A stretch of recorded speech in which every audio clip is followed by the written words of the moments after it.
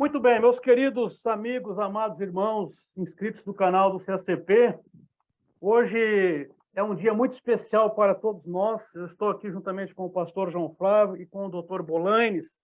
Acredito que no Brasil, talvez eu e poucos irmãos o conhecemos. O doutor Bolanes nos tem honrado com a sua presença aqui hoje para batermos um papo muito rápido e tem nos prometido que teremos outros encontros para tratarmos de assuntos escatológicos, apologéticos. E o Dr. Bolanes, eu não tenho dúvida disso, é uma das maiores autoridades no que diz respeito à apologética e à escatologia, mundo afora. Ele viveu em Israel por 3 anos, serviu nas Forças Armadas israelenses, é um irmão nicaragüense que sofreu muito, inclusive, com o comunismo,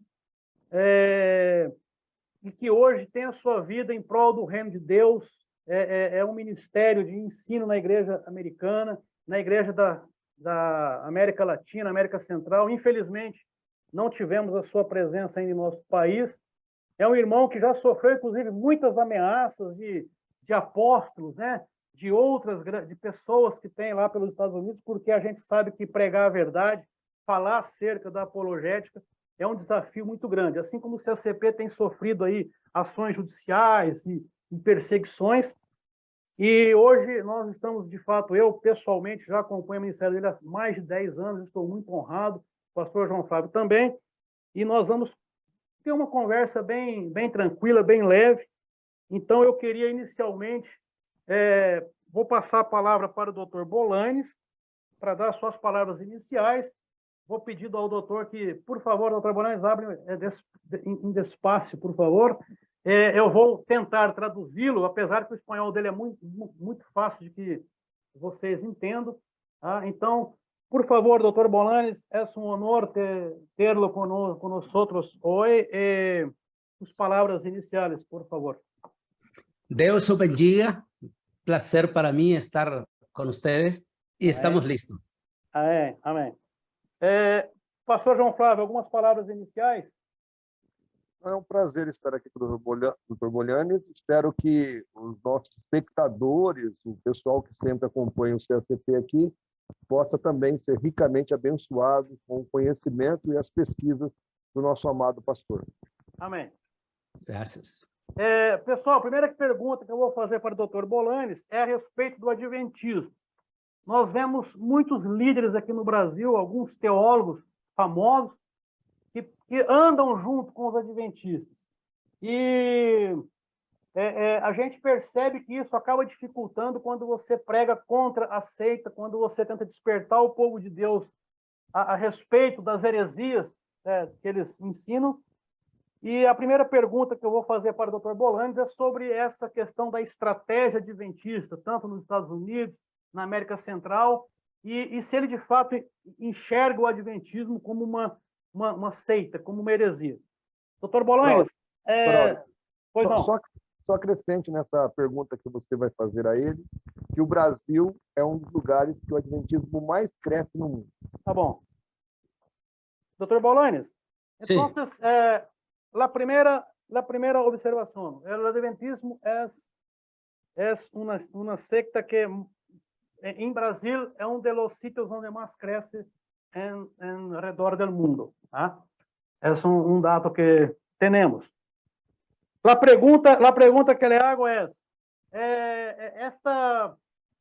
una estrategia de los adventistas de se aproximar de nosotros? ¿Cómo que usted... ¿Cuál es la palabra, la demostración que usted puede nos dar acerca de ese asunto, de este tema de los adventistas? ¿Son heréticos, no son? ¿Es una secta? Por favor. Gracias. Voy a irlo hablando despacio para que lo traduzca. Es un movimiento sectario. Y al decir, cuando se escucha la palabra sectario, es algo que de inmediato debe de encender la alerta dentro de cualquier movimiento cristiano teológico. O adventismo, segundo o Dr. Bolanes, é um movimento sectário. É o que nós aqui também ensinamos, é uma seita. E quando nós dizemos a palavra sectário, já temos que acender um alerta em nossa mente, temos que ficar atentos, porque ele de algum modo, vai atuar contra a nossa fé. Recordemos que uno de los problemas de los movimientos sectarios es que ellos se presentan como que si fueran la última Coca-Cola del desierto. Os movimentos sectários, as seitas, sempre se apresentam como, por serem seitas, ele disse a Coca-Cola no deserto, nós falamos aqui no Brasil, o último biscoito do pacote, né? É o último, a essência daquilo que, o melhor que teria para nós. Es decir, cualquier movimiento sectario siempre se presentarán como que ellos tienen la única verdad y fuera de ellos nadie más la tiene. Ahí está ya la alarma. Ou seja, e isso é uma característica que a gente fala constantemente, todo movimento sectário, ele ensina que ele é o que tem a única verdade. E só por falar isso, já temos que estar atentos a isso. El movimiento sectario es un movimiento nuevo que nació en los Estados Unidos de América en el siglo XIX y ese movimiento sectario tiene muchas cosas que no compartimos con nosotros los cristianos, los evangélicos, y que en ese caso está la alerta que dice Juan, que nadie que no venga con la doctrina que nosotros tenemos, no debemos compartir con ellos. Dr. Bolanes diz que o movimento sectário adventista nasceu na América, né, nos Estados Unidos do século XIX, e que o contexto, o bojo doutrinário deles não combina com a teologia cristã. Então, ele lembrou um texto de João, do apóstolo João, que ele diz que aquele que vem com uma doutrina que é estranha, você não deve compartilhar a sua fé com aquela pessoa. Este movimiento adventista es un movimiento eminentemente o económicamente sumamente poderoso. Tienen muchísimo, son dueños de hospitales, de colegios, universidades en Estados Unidos y de ellos reciben muchísimo dinero. Así es que ellos tienen suficiente poder económico para poder dominar las redes sociales de los propios evangélicos. Y allí la alerta. Ele está lembrando que o movimento adventista, a gente sabe que no Brasil também, mas ele citou nos Estados Unidos, é muito rico, muito poderoso. Ele é dono de hospitais, de escolas, então ele tem uma estrutura financeira muito grande, então ele consegue também dominar as mídias sociais. E por conta disso, nós precisamos estar sempre atentos quanto a isso. Cuando yo hablo con personas que están muy atraídas con el movimiento adventista, yo sencillamente le hago una sola, hablando que yo sé que son líderes del movimiento.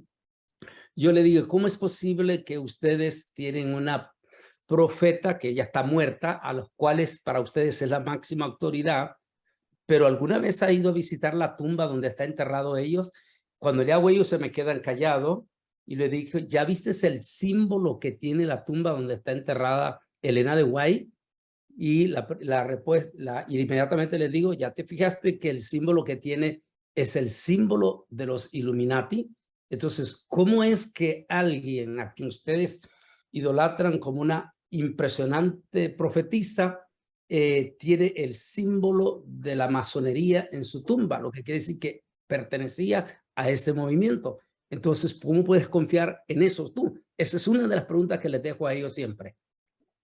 Dr. Bolanes lembra que sempre que se encontra com alguns líderes adventistas, ele os questiona a respeito do túmulo de Ellen White. Todos nós sabemos que os adventistas eles não abrem mão dessa autoridade, suposta autoridade de Ellen White, e o Dr. Bolanes pergunta para eles se eles já visitaram o túmulo dela, porque no túmulo tem um símbolo dos Illuminati, que nada mais é do que um símbolo da maçonaria. Então, como que pode uma pessoa que eles têm como uma autoridade profética ter no seu túmulo um símbolo de um movimento maligno, um movimento místico, um movimento que não tem nada a ver com a palavra? La otra es muy importante para el cristianismo entender que la Biblia es muy contundente, que dice que el profeta que profetizare y su profecía no se cumple, tal profecía no proviene de Dios. Elena hizo contundentes afirmaciones, la última previo a la Segunda Guerra Mundial, donde ella afirmó, dio fecha específica para en aquel entonces el arrebatamiento. Tal cosa no sucedió. Entonces ahí debemos, como cristianos, debemos de saber, ok, ¿cómo es alguien que la idolatran como profeta, pero sus profecías, esa es una de múltiples que nunca se cumplieron? Dr. Borges lembra que o profeta, quando fala, a profecia precisa ser cumprida. E é óbvio que a igreja precisa verificar isso. E como pode? Ela profetizou a Segunda Guerra Mundial, profetizou o arrebatamento, inclusive dando datas específicas e não se cumpriu. Então, como que as pessoas podem segui-la com profecias que ela emitiu em detalhes e que não se cumpriram? En resumen, nosotros podemos hablar en cuanto a este movimiento sectario, es cosas que no comparten con nosotros, con nuestros principios doctrinales. Uno, ellos no creen en el arrebatamiento de la iglesia. Ese punto es número uno fuerte que no podemos nosotros como cristianos compartir alguien que no cree en la palabra arpazo o arrebatamiento. Esa es una. Dos, si quiere lo traduce y le digo la dos de una vez. Sim, senhor. Nós não podemos, como servos de Deus, como cristãos, compartilhar de um movimento que não acredita nas doutrinas básicas do evangelho. Então, por exemplo, eles não acreditam no arrebatamento. Então, não tem como compartilhar com alguém que não acredita no arrebatamento da igreja. E agora, número dos, ellos no creen en la deidad de Jesús. Y como ningún evangélico no puede apoyar esta doctrina, porque si nosotros no creemos en la deidad de Jesús y creemos en la posición de los adventistas de que Jesús sí es el Mesías, pero no es Dios, sino que para ellos, que es lo mismo que los testigos de Jehová, que por cierto son primos hermanos ellos, es lo mismo. Ellos dicen que Jesús es la primer criatura creada por Dios. En la posición ya más profunda dentro del adventismo es que Jesús es el arcángel Miguel. Esa declaración es 100% antibíblica y no es compatible con el mismo Nuevo Testamento y el mismo Antiguo Testamento, donde se dan pruebas contundentes de que Jesús es Dios. Amém. E a segunda é que como que nós podemos compartilhar com um movimento que não crê na deidade de Jesus Cristo? Ao contrário, eles creem que Jesus foi criado por Deus, inclusive sendo primos dos testemunhas de Jeová, né? Bem lembrado, uma outra heresia pesada aí. E que, para os adventistas, Jesus seria o arcanjo Miguel. Como pode isso? Então, como que eu, como evangélico, como crente, vou ter comunhão, vou chamar um pastor deles para pregar na minha igreja, se a base doutrinária, coisas que são importantes, eles não creem? Nuestros evangélicos, como ya ustedes lo tienen la experiencia en Brasil, han sido eminentemente afectados en las redes sociales por estas posiciones teológicas. Entonces, una de las preguntas que le hacen a nuestros evangélicos es, si Jesús es Dios, entonces, ¿por qué dice la Biblia, siéntate a la diestra de Dios Padre? Entonces, si Él es Dios, ¿por qué se tiene que sentar a la derecha? Y muchísimos evangélicos, incluyendo pastores, y de fijo allá en Brasil lo tienen, están confundidos en esa posición, y ahí es cuando ellos se quedan desbaratados. La respuesta es muy sencilla. La palabra sentarse a la diestra es una palabra hebrea. Tiene dos significados. Uno significa la mano derecha y en el aspecto más profundo espiritual significa sobre su majestad. Cuando lo dice Bernabé, que es el que se considera que es el coactor del libro de los Hebreos junto con Pablo, Estas palabras tienen que ser de Bernabé, porque recuerde que Bernabé era sacerdote. Y Bernabé dice la palabra que una vez que entró al lugar santísimo y se ofreció a sí mismo como sacrificio perfecto, habiendo muerto en la cruz del Calvario, y dice Bernabé, y una vez que consumó su sacrificio perfecto, subió a los cielos. Y aquí está la traducción hebrea, porque eso es traducción completamente en hebreo. Dice, y se sentó sobre su deidad. La traducción en Reina Valera y la traducción en King James es se sentó a la derecha, a la diestra. Pero en hebreo no dice sentarse a la derecha, sino significa sobre su majestad. Es decir, lo que está diciendo Bernabé es que él volvió a los cielos y volvió a sentarse sobre su majestad. Es decir, mostrando que él es Dios. Amém. Amém. Dos assuntos que os adventistas na América, mas também no Brasil, atraem por meio de mídias sociais e pregações, é quando fala que o Senhor sentou à direita de Deus Pai. E o Dr. Bolanhos está explicando que isso não é tão complicado de se compreender. Na verdade, sentar à direita, esse é o texto do livro de Hebreus, e que há indícios de que tenha sido escrito por Paulo e por Barnabé, e lembrando que Barnabé havia sido sacerdote. Então, o sentar à direita, segundo textos originais em hebraico, significa sentar-se na sua majestade, voltar a ocupar a posição de deidade, ou seja, o Senhor ocupou a sua majestade. Então, não há essa compreensão de que o Senhor estaria à direita de Deus Pai. Né? Eu sei que eu falei menos palavras agora, mas a essência da tradução é essa aí. Barnabé, ele quis caracterizar que o Senhor entrou de uma vez no lugar santo e ocupou o seu trono de majestade, o seu senhorio. De manera que, y hay múltiples de evidencia, eso ni lo discutimos nosotros los cristianos, sobre la deidad de Jesús. El mismo Felipe le pregunta en lo que los evangélicos conocen como la Santa Cena. En el judaísmo se conoce como la Cena del Seder, o sea, la Cena de la Orden, en la Pascua. Felipe le pregunta y le dice a Jesús, Yeshua, muéstranos al Padre y nos basta. Jesús le responde, ¿cuánto tiempo he estado con ustedes? ¿No sabéis que el que me ha visto a mí, ha visto al Padre? Porque el Padre y yo somos la misma persona. Amém. E é notório lembrarmos a história de Filipe, quando ele questiona Jesus Cristo na Santa Ceia. Dr. Bolanhos lembra que para os hebreus era a Ceia da Ordem, e na Santa Ceia, Filipe questiona o Senhor Jesus, Senhor, mostra-nos o Pai. E Jesus o repreende, replica com Filipe, dizendo, Filipe, quantas vezes vou ter que dizer que eu sou o Pai? Aquele que vê a mim, vê o Pai. Ou seja, é a mesma pessoa. E ali o Senhor falando isso para Filipe. En 2017, creo que fue 17 o 2015, uno de esos años, estoy en Jerusalén y estoy con un buen amigo que siempre me recibía. Él ya pasó a la presencia.